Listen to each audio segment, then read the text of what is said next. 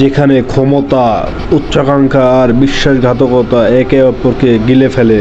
এখানে বন্ধুত্ব নেই, আছে কেবল ক্ষমতার খেলা। আর সেই খেলা আজকের গল্প শুরু। এটি শূন্য মাঠ, সেখানে বিশাল এক গর্ত খনন করছে এক ব্যক্তি। হঠাৎ দুটি গাড়ি থামে এখানে।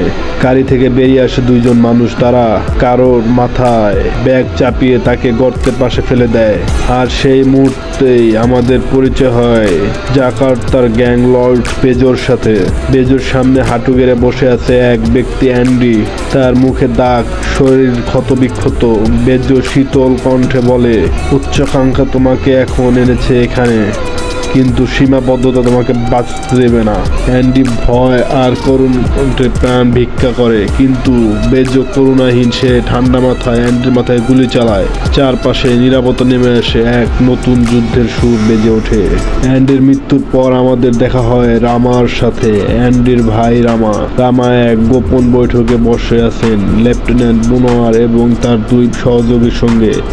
এখানে আমরা জানতে পারি জাকার্তার পুলিশ বিভাগও পুরোপুরি দুর্নীতিতে ভরা। রামা যখন দুর্নীতির বিরুদ্ধে দাঁড়ানোর সিদ্ধান্ত নেয়, তখন সে জানে না সামনে কতটা রক্তপাত অপেক্ষা করছে। তাকে বলা হয়, তুমি যদি বাঁচতে চাও তবে গ্যাংস্টারদের ভিতর ঢুকতে হবে, তাদের একজন হয়ে যেতে হবে। আর একমাত্র উপায় কারাগারে গিয়ে বঙ্গনের ছেলে উকোর সঙ্গে সম্পর্ক তৈরি করা। রামা ছদ্মনামে কারাগারে যায়। এখানেই শুরু হয় তার নরক যাত্রা। বাথরুমে একাই সে 15 জন বন্ধুর সাথে লড়াই করে। বৃষ্টি ভেজা কারাগারে উঠোন এক বিশাল দাঙ্গা। কাদা, রক্ত আর চিৎকারে ভরে ওঠে চারদিকে। রামা নিজের জীবন বিপন্ন করে বাঙ্গুনের ছেলে উকোকে বাঁচায়। উকোর মনে জন্মায় কৃতজ্ঞতা, কিন্তু এখানে কি শেষ, না বরং শুরু। 2 বছর পর রামা কারাগার থেকে বের হয়। উকো তাকে তার বাবার কাছে নিয়ে যায়। বঙ্গুন রামাকে নিজের মানুষ হিসাবে গ্রহণ করে, কিন্তু এখানে প্রতিটি হাসির আড়ালেই আছে ছুরি, প্রতিটি বন্ধুত্ব আড়ালেই এক একটি ফাঁদ। বেজো সেই গ্যাং লর্ড যিনি অ্যান্ডিকে হত্যা করেছিল, এবার উকোর মনে বিষ ঢালতে শুরু করে। সে বলে, তোমার বাবা তোমাকে যোগ্য মনে করে না, কিন্তু আমি করি।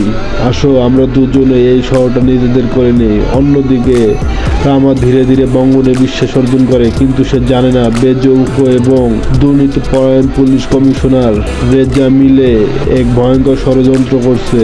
বেজো তার 3 জন খুনি, হ্যামার গার্ল, বেসবল ব্যাটসম্যান এবং সেই নৃশংস অ্যাসাসিনকে গোটোর গ্যাং নিশ্চিহ্ন করতে পাঠায়। ট্রেনের ভিতরে হ্যামার গার্লস একাই 10 জনকে কুপিয়ে ফেলে। অন্যদিকে বেসবল ব্যাটসম্যান তার ব্যাট দিয়ে গোটোর লোকদের মেয়ের রক্তের নদীতে বইয়ে দেয়। রামা জানে এই যুদ্ধে আর কোনো গ্যাং এর মধ্যে নেই। এটা তার ভাইয়ের হত্যার প্রতিশোধের যুদ্ধ। এটা ন্যায়ের জন্য তার শেষ লড়াই।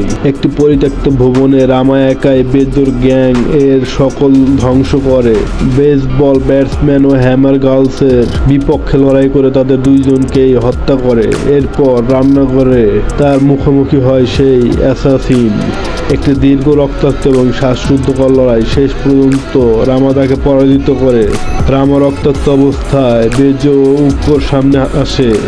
গুলি, ছুরি, রক্তাক্ত সবকিছুর মধ্যে একের পর এক শত্রুকে মেরে ফেলে রামা। শেষ পর্যন্ত উকোকে হত্যা করে প্রতিশোধ সম্পন্ন করে। রামা হেঁটে বেরিয়ে আসে। রক্তে ভিজে গেছে তার পুরো শরীর, কিন্তু চোখে প্রশান্তি। সে জানে না আর কে বেঁচে আছে, কে মারা গেছে, কিন্তু সে জানে তার যুদ্ধ শেষ। তার পরিবার এখন নিরাপদ এবং সে একজন কিংবদন্তি। এভাবেই শেষ হয় দ্য রেড মুভি এর এই রক্তাক্ত উপাখ্যান। এই সিনেমা আমাদের দেখিয়ে দেয় ন্যায়ের জন্য লড়াই করতে গিয়ে কখনো কখনো নায়ককেও খলনায়ক হতে হয়।